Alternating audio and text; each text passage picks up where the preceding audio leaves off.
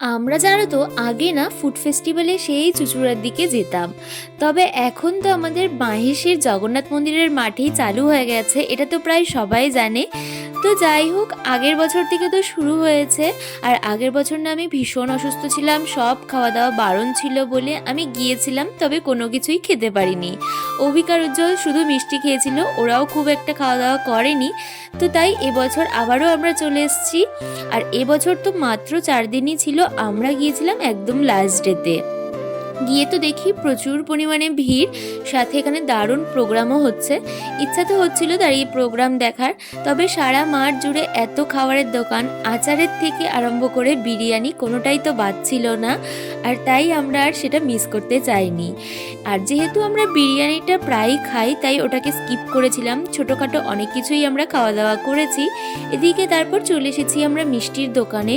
আর আমরা সবাই তো মিষ্টি নিইনি, কিছু কিছু জন মিষ্টি খেয়েছিলাম। এদিকে ওদেরকে বলছিলাম দাঁড়িয়ে ভিডিও করব বলে, ওরা ভাবছিল ছবি তুলছি তাই এই রিয়াক্ট দিচ্ছিল। তারপর চলে এসেছি কাবাব খেতে। আর খাবারগুলো এত দারুণ ছিল যে খাওয়ার সাথে সাথে আমরা তো অনেক পার্সেলও করিয়ে নিয়েছি। তো চলো আজকের মতো এতটাই, টাটা।